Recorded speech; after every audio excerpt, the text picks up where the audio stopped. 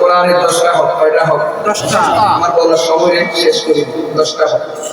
1 number কোরআনের প্রতি ঈমান, 2 নাম্বার কোরআনের বিশুদ্ধ তেলাওয়াত শিখা, এটা ফরজ, নামাজ হবে না। 3 নাম্বার কোরআন তেলাওয়াত করা।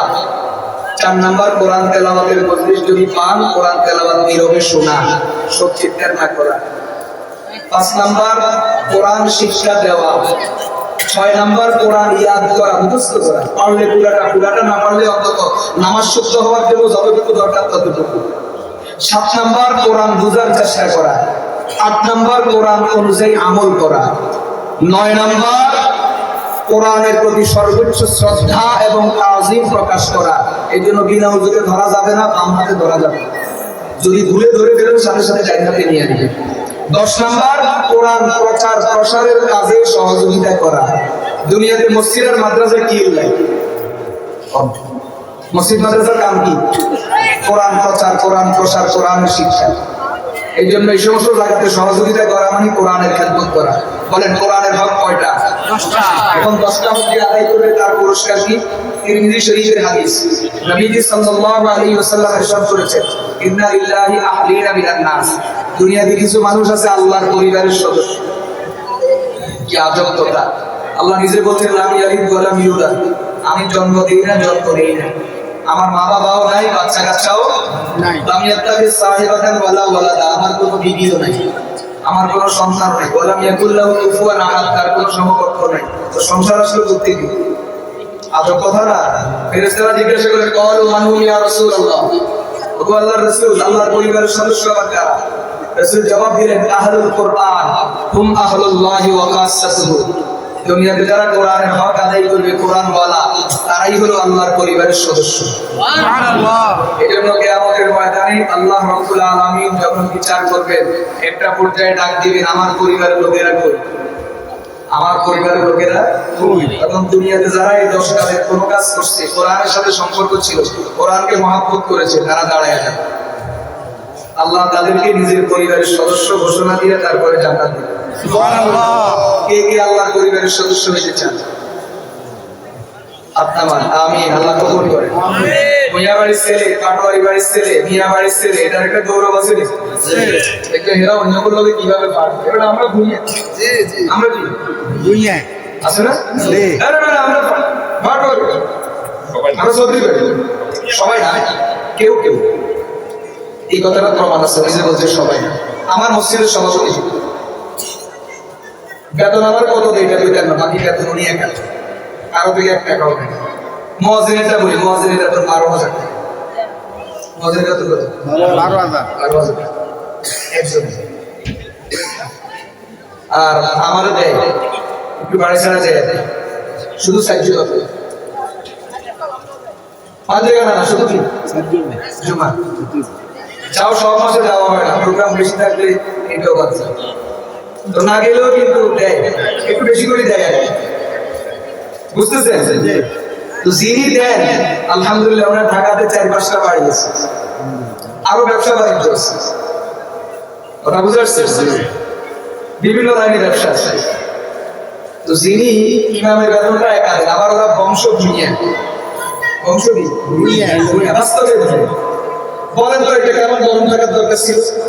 কিন্তু আমি এখন 14 বছর জুমা পড়াই, ও আমার মসজিদের সভাপতি, আজকে 14 বছর জুমা পড়াই। 14 বছর জুমাতে আমি এর জোর করে 3 দিন মসজিদে খাড়া করেছি। সভাপতি সাহেব আপনি আছেন, খুব খারাপ কেমন জোরাজোরি করছে, কদিন কাটাইছে। দিনের কথা একটা, আসসালামু আলাইকুম, আমার জন্য সবাই দোয়া করবেন। কি সমস্যা সমাজে? খতিব সাহেবকে বলবেন, উনি আমাকে বলবেন, আমি সমাধান করে দেবো, আমার জন্য দোয়া করবেন। আসসালামু আর আঙ্গুল আসে ভাই রে, এটা এরকমের টাকা কে আছে? উনি যে বলছে সবাই একরকম না, কথা ঠিক। আমি একবার দুনিয়াকে ফেলে দিতে গেছি,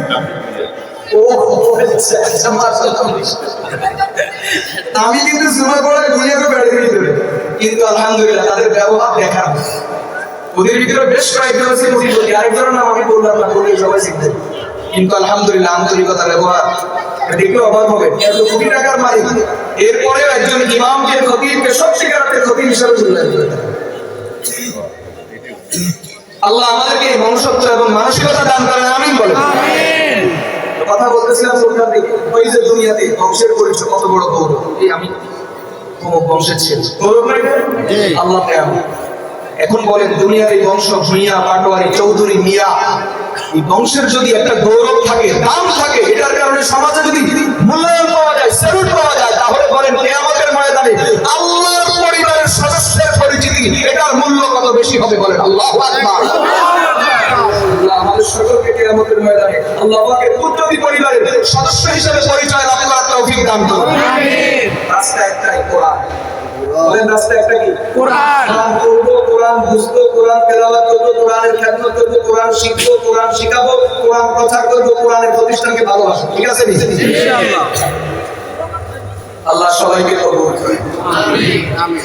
শেষ একটা কথা বলবো, এই কথাটা বলতে না, পাশে আমার ভাইকে দেখি মনে হয়েছে, ওনারা যেহেতু আইন, আদালত, বিচার আচার, দুনিয়ার অবস্থা ওনাদের জানা আছে, তবে একটা বিষয়, আমরা তো আর ওনাদের মতো সব জানি না, কিন্তু একটা বিষয় কিছু জানি, সেটা হলো পারিবারিক জীবনের বিষয়টা।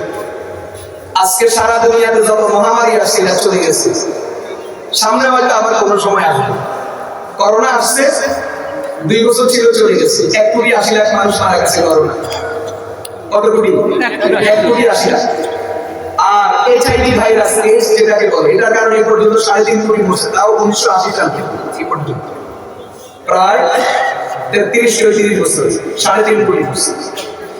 আমি বলি ক্যান্সারও মরতেছে, লক্ষ লক্ষ মানুষ মরতেছে, কিন্তু সংসার ভাঙ্গা যে মহামারী, যে গজব, এটা কমে না, প্রতি বছর গত বছরের তুলনায় বাড়তেছে।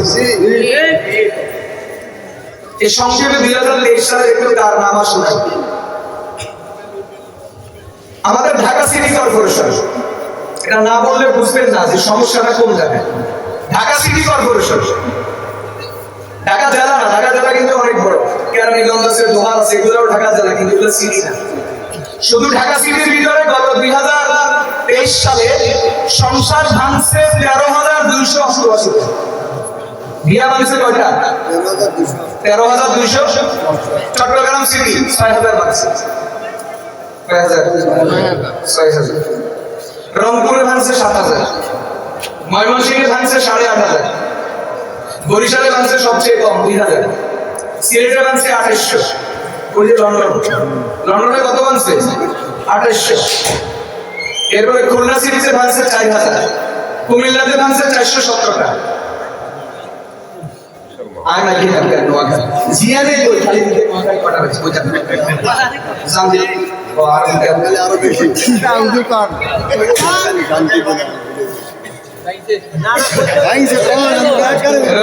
নোয়াখালী কোন থানাতে বেশি লাগে এটাও জানি।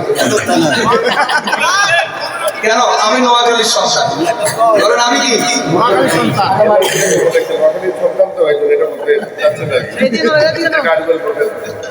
শুনেন, অবাক করা বিষয়, টাঙ্গাইলের একটা উপজেলা সখীপুর, 1 বছরে বিয়ে হয়েছে 733টা উপজেলায়, আর বিয়ে ভাঙছে 578।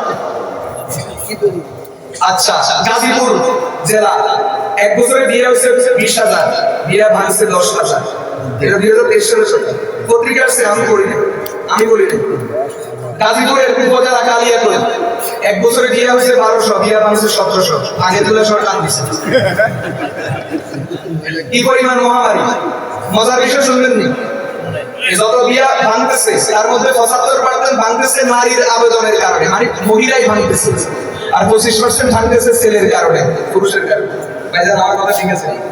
উনি যেহেতু আইন আদালতের সাথে জড়িত, ওনারা এগুলো বুঝেন, অবস্থা ভালো না।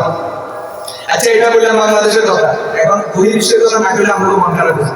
আমাদের গর্বের দেশ সৌদি আরব, আগে কিছু উন্নতির কথা শুনে, গত 1 বছরে সিনেমা হল উদ্বোধন হয়েছে 13টা, টিকিট বিক্রি হয়েছে 1,70,00,000 সিনেমা হল, অথচ ওই দেশের মানুষ মাত্র 2.5 কোটি, কিন্তু টিকিট বিক্রি হয়েছে 1,70,00,000। 1 কোটি কত লাখ? 70,00,000। নতুন করে সিনেমা উদ্বোধন কয়টা? 13টা। আচ্ছা, নারীদেরকে ড্রাইভিং লাইসেন্স দেওয়া হয়েছে, মদের বার দেওয়া হয়েছে, সিনেমা হল উদ্বোধন হয়েছে। সারা রিয়াজ, দাম্মাম, মক্কা, তারপরে জিদ্দামিতে একদিন বাদ দিলা, মক্কা, মদিনা, আরামাইনের আশেপাশে মার্কেট যেগুলো আমি চলে গেছি, সব সেখানে সেলসম্যান, ক্যাশিয়ার, ম্যানেজার, ভাই সব এখন উন্নতি কি পরিমাণে বেতনে নেবেন? এখন উন্নতি তো অবশ্যই উন্নতি হলো 2023 সালে সৌদি আরবে বিয়া বানছে মাত্র 3.5 লাখ। কয় লাখ বানছে? 3.5 লাখ। আচ্ছা মন আরো খারাপ হয়ে গেছে, আর একটু খারাপ করি। পৃথিবীর সবচেয়ে উন্নত দেশ পর্তুগাল। পর্তুগালের 94% বিয়া ভাঙে বুঝতেছে।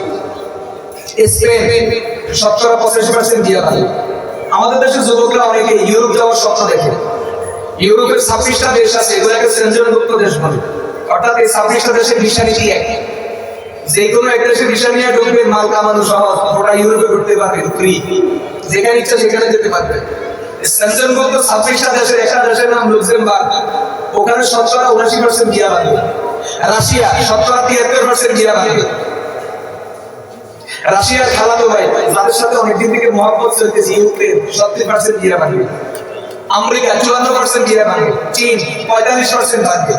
জার্মান 38% বিয়া ভাঙে। জাপান 35% ভাঙে। তার মানে সারা দুনিয়ার অবস্থা ভালো না।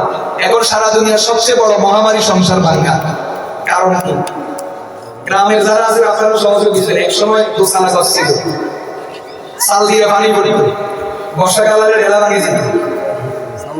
মহিলাদের অনেকেরই ব্লাউজ ছিল না, শাড়ি ছিল জালিওয়ালা, পুরুষের লুঙ্গি ছিল জালিওয়ালা, সবাই শার্ট ছিল না। কারো বাড়িতে যাইতে আরেকজন তো শার্ট হাওলাত করে নিত। ঘরের ভিতরে সবাই জুতা এক জোড়া, রাতকে এক জোড়া পায়ে দিই, পা দুইটার করে চোখের উপর উঠতো, সবার জুতাও ছিল। রংসা খাইছে লবণ দিয়ে, আর এখন মাশাআল্লাহ কফি খায়। কথা কয় না? জোয়ান বুড়া সবার মসলিক সরিষার তেল। এখন জোয়ানের আলাদা, বুড়ার আলাদা, পুরুষের আলাদা, নারীর আলাদা, শীতকালে আলাদা, গরমকালে আলাদা, গোসলের আগে একরকম, গোসলের পরে আরেক রকম। উন্নতি হয়েছে নি? হয়েছে নি? আগুন কোন জায়গাতে লেগেছে পরে কইয়ে। এরপরে মহিলারা এখন দিচ্ছে 5,000 মাসে হাত খরচ পায়নি। এক একটা মহিলার এখন জামা কাপড় স্টিলের আলমারির একবারে গোড়া থেকে উপর পর্যন্ত সব ঠাসা, সারা বছরে এক দুইবারও ফরাত দরকার হয় না, এরকম শাড়ি আছে। ঘরে ঘরে বিদ্যুৎ, ঘরে ঘরে ফ্রিজ আছে। আগে আড়া রুটি খাইছে সকালবেলা, তাও তরকারি নেই, ভাজি নেই, ডিম নেই, মোড়া মোড়া আড়া রুটি লাল্লা। দুপুরের বেলা পেট ভরি কোন রকম খাইছে, রাত্রের বেলা যদি বাসে তো এখন ভাগ করে খাও, আমাদের শুকনা মুড়ি খাও, ছিল নি? কিন্তু কম, তখন সংসার পাইছে। অনেক উন্নতি হয়েছে সংসার লাগে, বুঝা গেছে আল্লাহর রহমত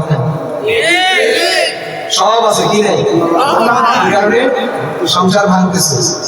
কারণ হাদিস শরীফে আছে মানুষের জীবনে বরকত আছে 15 কারণে। কয় কারণে? তার মধ্যে এক কারণে বেশি বেশি কোরআনের তেলাওয়াত। আজকে মুসলমানের সমাজ থেকে কোরআন উঠে গেছে, এই কারণে যত বছর আযাব গজব আর অশান্তি শুরু হয়েছে। ঠিক কিনা বলেন? এই জন্য বলেন দরকার আছে। আল্লাহ আমাদের সকলকে কবুল করুন। আমিন।